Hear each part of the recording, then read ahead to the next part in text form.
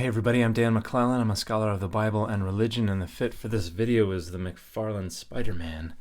Let's take a look at a video. So this is, again, one of the major moral failings of the American church is on immigration.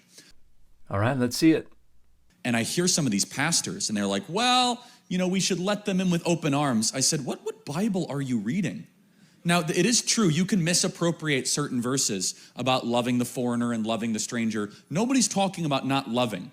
Deportation can be a very loving thing. Go back to your country of origin. If you're such a great dreamer, go back to Mexico and make Mexico great again. You're a criminal. You broke into our country. You weren't invited. You're squatting in America. Go on back to Mexico City. Once again, Charlie Kirk betrays his abject and absolutely baffling ignorance of the Bible. There's not a single syllable of the Bible that supports the notion that you fulfill the repeated command to love the foreigner by deporting them. The most common word used for the migrant or the foreigner or the refugee in the Hebrew Bible is ger, and this refers to somebody who's left their home country because of intolerable living circumstances, because of violence, because of famine, poverty, pestilence, something like that. The notion you show love to them by telling them to go back is pure and utter nonsense.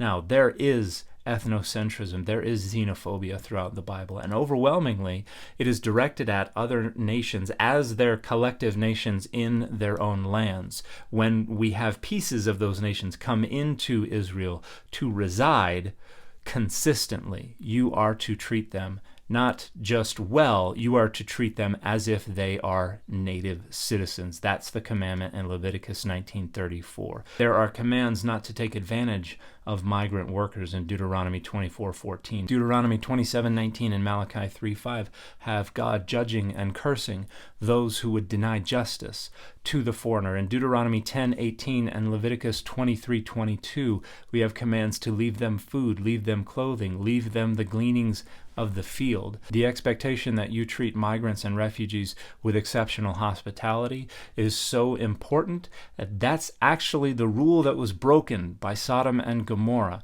They treated the outsiders with rank inhospitality by threatening them with sexual assault, which is about power, and threatening a man with sexual assault was considered to be an abomination, a rank display of disrespect and of inhospitality. And that's how we see Ezekiel 16:49 representing the sin of Sodom, prosperous ease and overabundance of bread, but she did not strengthen the hand of the poor and the needy. And the abominations it refers to are precisely the threat of sexual assault against a man. Inhospitality was so hated that the Bible continuously reminds Israel that you were a ger in Egypt.